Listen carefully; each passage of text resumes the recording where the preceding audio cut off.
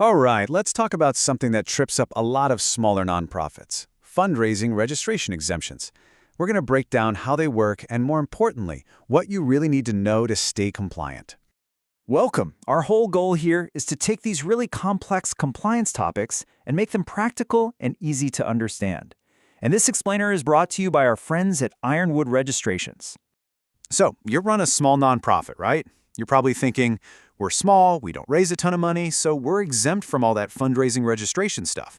And you know what? In some cases, you might actually be right. But, and this is a big but, it's way more complicated than it seems. The rules are all over the place depending on the state. And here's the real kicker. Sometimes being exempt doesn't mean you do nothing. It can still involve paperwork, and that's a detail that can really catch you off guard if you're not paying attention. All right, so here's what we're going to cover. We'll start with why these exemptions even exist. Then we'll get into how they work and the huge difference between being exempt and having zero filing to do. After that, we'll look at the mess that is multi-state and online fundraising. And finally, we'll wrap up with why you absolutely have to keep an eye on your growth. Okay, first things first, let's get to the why. Why do these exemptions even exist? What's the thinking behind them? Well, it's really a balancing act. On one side, you have registration laws, and their main job is to protect donors through transparency. But on the other side, regulators get it. Smaller nonprofits often running on a shoestring budget with limited staff. So these exemptions are basically a compromise. They cut down the administrative hassle so smaller organizations can focus on their actual mission, all while keeping some basic oversight in place. So how does an exemption actually work? What are the typical hoops you have to jump through to qualify? Okay, the number one condition you'll see is a revenue threshold. Basically, your annual fundraising has to stay under a certain dollar amount. Simple enough, right? Well, not so fast. This is where it gets tricky, because that number can be wildly different from state to state.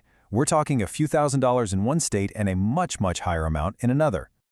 And it's not always just about the money. You really need to know that. States often throw in other conditions. For example, some might say you can only qualify if you're mostly volunteer-run, or if you don't use any professional fundraisers. So you've got to read the fine print. Okay, this next point is absolutely crucial, and it's where so many nonprofits get tripped up. I'm talking about the massive misconception that being exempt means you can just sit back and do nothing. Listen, here's the deal. Exemption usually just means you get to skip the really long, detailed registration form. It does not mean you have zero paperwork. A lot of states will still make you file a simple form or a notice just to claim your exempt status. Think of this notice as you raising your hand and telling the state, hey, we're here and we qualify for an exemption. It's usually pretty simple, just some basic info about your organization, confirming your fundraising numbers, and maybe saying whether or not you use professional fundraisers. And just a heads up, this isn't always a one-and-done thing. You might have to renew it every so often to stay in good standing. Now, if you thought that was complicated, buckle up, because things get exponentially harder once you start fundraising in more than one state. There is absolutely no one-size-fits-all approach here. Let me paint a picture for you. In State A, you might be totally exempt because of your low revenue. Awesome. But then you go over to State B, and they might require you to do the full registration no matter how small you are. And then State C might just want that simple exemption notice we talked about. The takeaway here is crystal clear. You have to look at every single state one by one. And just when you think you've got it figured out, enter online fundraising. This adds a whole new layer of complexity for one simple reason. The internet has no borders. Think about it. Even the smallest nonprofit can have a Donate Now button on its website, send out email blasts, or run a social media campaign. And just like that, you could be getting donations from people in tons of different states. So what does that actually mean for you? It means if you're actively asking for money from people in another state, even just online, their rules might suddenly apply to you. It doesn't matter where your office is or how big you are. Okay, last but not least, let's talk about what happens when you succeed. Because here's the thing about exemptions. They're not forever. In fact, they're almost always linked directly to how much money you raise. This chart here tells a pretty common story. As your nonprofit does better and better, you might hit a point where you cross that revenue threshold. You can see it right here. In year 1 and 2, this organization was well under the $50,000 limit. But by year 3, they've surpassed it. And that means they're not exempt anymore. And when that happens, it's time to switch gears.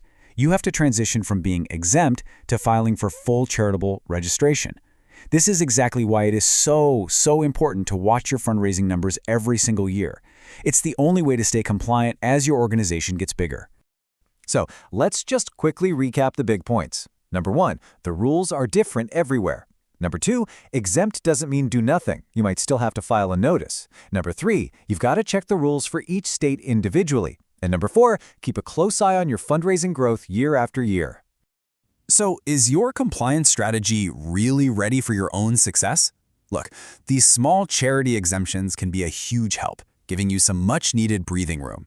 But if you really understand how they work, check the rules for every state you're in, and keep track of your growth, you can build a compliance plan that doesn't just keep you out of trouble, but actually supports your mission now and for years to come.